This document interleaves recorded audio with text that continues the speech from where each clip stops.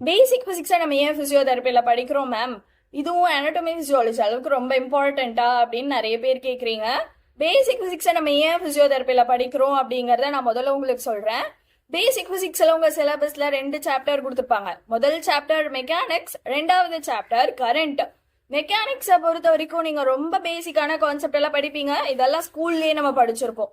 இதுல என்னெல்லாம் படிப்பீங்க அப்படின்னா ஃபோர்ஸ், கிராவிட்டி, ஈக்குலிபிரியம், புள்ளி, ஸ்ப்ரிங், லீவர், இந்த மாதிரி ரொம்ப பேசிக்கான கான்செப்ட் எல்லாம் படிப்போம். புதுசா நீங்க எதுவுமே படிக்க வேண்டாம், எல்லாமே நீங்க ஸ்கூல்லேயே படிச்சிருப்பீங்க. ஸோ இந்த கான்செப்ட் எல்லாம் நம்ம ஏன் படிக்கிறோம் அப்படின்னா, உங்களுக்கு வந்து பிசியோதெரப்பி எக்ஸசைசிங் எக்யூப்மெண்ட்லலாம் ஸ்ப்ரிங், லீவர், புள்ளி இதெல்லாமே இருக்கும். ஸோ பிசியோதெரப்பி எக்ஸசைசிங் எக்யூப்மெண்ட்ல இந்த சின்ன சின்ன பார்ட்ஸ் எல்லாமே இருக்கிறதுனால அந்த குட்டி குட்டி பார்ட் எல்லாம் எப்படி ஃபங்க்ஷன் பண்ணுது அப்படிங்கறத நம்ம தெரிஞ்சுக்கிறதுக்காக தான் மெக்கானிக்ஸை நம்ம டீட்டெயிலாக படிக்கிறோம். அதுக்கப்புறம் செகண்ட் சாப்டர் பார்த்தீங்கன்னா கரண்ட். கரண்ட்ல நம்ம என்னென்ன டைப் ஆஃப் கரண்ட் இருக்கு, ஒரு எலக்ட்ரிக்கல் எக்யூப்மெண்ட் இருக்குன்னா அதுக்குள்ள என்னெல்லாம் பார்ட்ஸ் இருக்கும், ஒவ்வொரு பார்ட்டும் எப்படி ஃபங்க்ஷன் பண்ணுது, ஒரு எலக்ட்ரிக்கல் சர்க்கியூட் இருக்குன்னா நம்ம அதை ஆஃப் பண்ணணும்னா எப்படி, ஆன் பண்ணணும்னா எப்படி, ஒரு ஒர்க்கிங் மெக்கானிசம் எப்படி இருக்கும் ஒரு எலக்ட்ரிக்கல் எக்யூப்மெண்ட்குள்ள அப்படிங்கிற எல்லாமே நீங்க டீட்டெயிலா படிப்பீங்க. இது மட்டும் இல்லாம எலக்ட்ரோ மேக்னெட்டிக் இண்டக்ஷன், அப்புறம் நிறைய உங்களுக்கு வந்து ஏற்கனவே இருக்கிற சின்ன சின்ன லாஸ் எல்லாம், ஒரு ஓம்ஸ் லா, ஜூல்ஸ் லா, இந்த மாதிரி நீங்க ஹூக்ஸ் லா, இதெல்லாம் வந்து நீங்க ஸ்கூல்லயே படிச்சிருப்பீங்க மோஸ்ட்லி. ஸோ கரண்ட் எலக்ட்ரிக்கல் எக்யூப்மெண்ட்டை எப்படி வேலை செய்யுதுங்கிறத பத்தி படிக்கிறது தான் செகண்ட் சாப்டர். இதை நம்ம எதுக்கு படிக்கிறோம் அப்படின்னா, லைவா இருக்கிற ஒரு பேஷண்ட்டுக்கு நீங்க எலக்ட்ரிக்கல் ஸ்டிமுலேஷனை கொடுக்க போறீங்க. ட்ரீட்மெண்ட் அப்படின்னா நம்ம எலக்ட்ரிக்கல் ஸ்டிமுலேஷன் கொடுக்குறோம்னா அந்த பேஷண்ட் லைவா இருக்க போறாங்க, நம்ம அந்த பேஷண்ட்டுக்கு வந்து எலக்ட்ரிக்கல் ஸ்டிமுலேஷனை கொடுக்க போறோம். ஸோ ஒரு எலக்ட்ரிக்கல் எக்யூப்மெண்ட்டை நம்ம எப்படி மெயின்டைன் பண்ணணும், என்னென்ன ப்ரிகாஷன்ஸ் எல்லாம் எடுக்கணும், எமர்ஜென்சியில் நம்ம எப்படி வந்து ஆக்ட் பண்ணணும், இதெல்லாம் நம்மளுக்கு புரியறதுக்காக நம்ம வந்து கரண்ட்டை பற்றி ஃபுல்லாக டீட்டெயிலாக படிக்கிறோம். ஸோ இதுதான் நம்ம பேசிக் ஃபிசிக்ஸாக ஃபிசியோதெரப்பியில் படிக்கிறதுக்கான ரீசன்ஸ். ஒரு எலக்ட்ரிக்கல் எக்யூப்மெண்ட்டோட மெயின்டெனன்ஸ், ப்ரிகாஷன்ஸ் எல்லாம் எனக்கு தெரியணும்னா இதெல்லாம் நான் வந்து ஜென்ரலாகவே கற்றுக்கலாமே, இதுக்கு நான் வந்து ஃபுல்லாக பேசிக் ஃபிசிக்ஸை டீட்டெயிலாக படிக்கணும்னு அவசியமே இல்லையே மேம் அப்படின்னு நிறைய பேர் கேட்குறீங்க, எதிர்கேள்வி கேட்குறீங்க. ஸோ ஆமாம், நீங்கள் வந்து பேசிக் ஃபிசிக்ஸை டீட்டெயிலாக படிக்கலைன்னா கூட ப்ராக்டிக்கலாக நீங்கள் வந்து எக்ஸ்பீரியன்ஸ் மூலமாகவே ஒரு எக்யூப்மெண்ட் எப்படி மெயின்டைன் பண்ணணும், அது எப்படி வேலை செய்யுது அப்படிங்கிற எல்லாமே உங்களுக்கு புரிஞ்சிடும். ஆனால் பேசிக் ஃபிசிக்ஸை நீங்கள் படிக்கணும் because it is important in your exam point of view. எக்ஸாமில் நீங்கள் வந்து பேசிக் ஃபிசிக்ஸோட கான்செப்டை வச்சே 3 இடத்துல மார்க் வாங்கலாம். ஃபர்ஸ்ட் இயர்ல பேசிக் ஃபிசிக்ஸ் எல்லாத்தையும் நீங்கள் படிச்சிட்டீங்க அப்படின்னா பேசிக் ஃபிசிக்ஸ்லையும் நீங்கள் மார்க் வாங்கலாம். செகண்ட் இயர் பயோமெக்கானிக்ஸ்லயும் பேசிக் பிசிக்ஸ்ல இருந்து கொஸ்டின் வரும், ஸோ அங்கேயும் உங்களுக்கு மார்க் கிடைக்கும். தேர்ட் இயர் எலக்ட்ரோதெரப்பிலையும் பேசிக் பிசிக்ஸ்ல இருந்து கொஸ்டின் வரும், ஸோ உங்களுக்கு அங்கேயும் மார்க் கிடைக்கும். ஸோ பயோமெக்கானிக்ஸ், எலக்ட்ரோதெரப்பி இது ரெண்டுமே உங்களுக்கு பேசிக் பிசிக்ஸோட கண்டினியூவேஷன் மாதிரி இருக்கும்.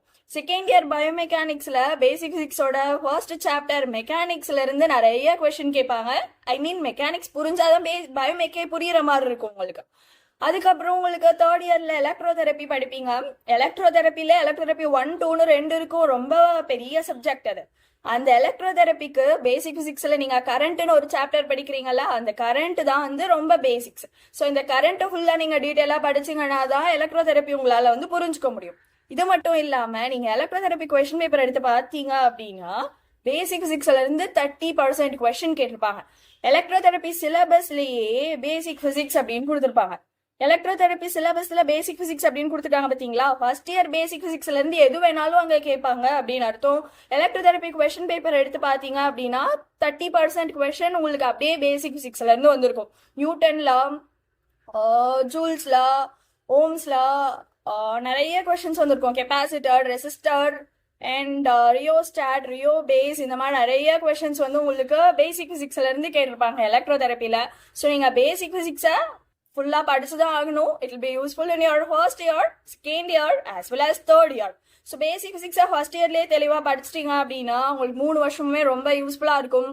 Basic physics previous 10 to 15 years question பேப்பர்ஸை நான் உங்களுக்கு சாப்டர் வைஸாக அரேஞ்ச் பண்ணி வச்சிருக்கேன். மெக்கானிக்ஸ்ல இருந்து என்னென்ன எஸ்ஏ கேட்டிருக்காங்க, என்னென்ன 5 மார்க் கேட்டிருக்காங்க, என்னென்ன 2 மார்க் கேட்டிருக்காங்க, மெக்கானிக்ஸ் சம்பந்தமா சிலபஸ்ல இல்லாம வேற என்னெல்லாம் புதுசாக கேட்டிருக்காங்க, அதே மாதிரி கரண்ட்லயும் என்னென்ன SA 5 mark 2 mark out of சிலபஸ்ல இருந்து என்னெல்லாம் கேட்டிருக்காங்க அப்படின்னு சொல்லிட்டு நான் உங்களுக்கு அரேஞ்ச் பண்ணி வச்சிருக்கேன். இந்த பிடிஎஃப் உங்களுக்கு வேணும் அப்படின்னா நீங்க என்ன காண்டாக்ட் பண்ண வேண்டிய அவசியமே இல்லை.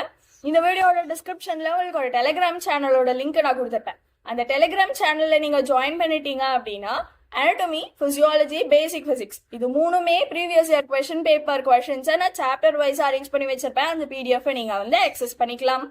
ஸோ பேசிக் ஃபிசிக்ஸை இங்கேயே நீங்கள் டீட்டெயிலாக படிச்சிருங்க. படித்து எல்லாத்தையுமே நீங்கள் கரெக்டாக பக்காவாக நோட்ஸ் எழுதி வச்சுக்கிட்டீங்க அப்படின்னா நோட்ஸை பத்திரமா வச்சு அதையே நீங்கள் பயோமெக்லையும் எலக்ட்ரோதெரப்பிலையும் ஈஸியாக யூஸ் பண்ணிக்கலாம். So that's all for this video. Thank you.